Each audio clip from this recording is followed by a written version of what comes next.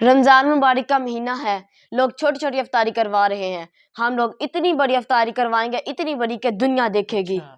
تم آج سارا بندوبست کر لینا۔ میں پورا بندوبست کر لوں گا۔ اب میں اپنے دوستوں کو کال کر لیتا ہوں۔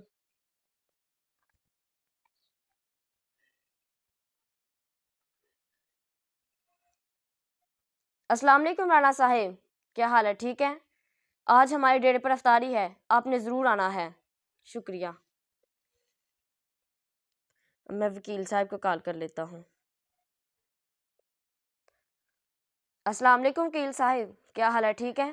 آج ہمارے ڈیرے پر افطاری ہے، آپ نے ضرور شرکت کرنی ہے۔ شکریہ۔ اب میں جج صاحب کو کال کر لیتا ہوں۔ السلام علیکم جج صاحب، کیا حال ہے؟ ٹھیک ہے؟ آج ہمارے ڈیرے پر افطاری ہے، آپ نے ضرور آنا ہے۔ شکریہ۔ خالہ اور پھپھو کے بیٹوں کے فون کر لو۔ انہیں میں بعد میں کر لوں گا۔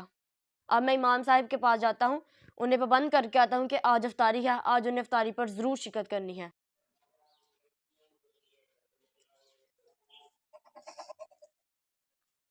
وعلیکم امام صاحب۔ جی وعلیکم السلام ورحمۃ اللہ، بیٹھیں۔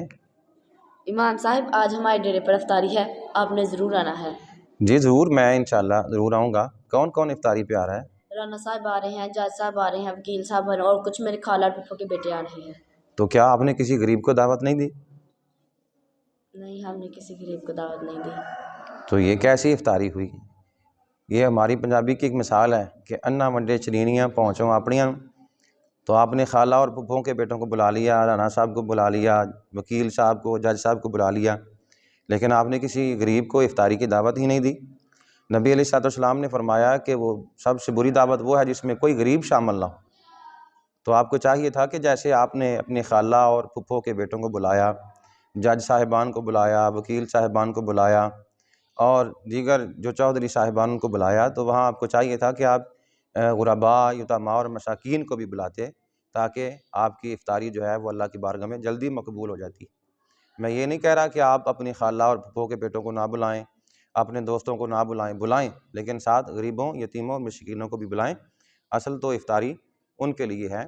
رمضان المبارک کا مہینہ صرف کھانے پینے کا نام نہیں، بلکہ بھوکوں کو کھلانے اور پیاسوں کو پلانے کا نام رمضان المبارک ہے۔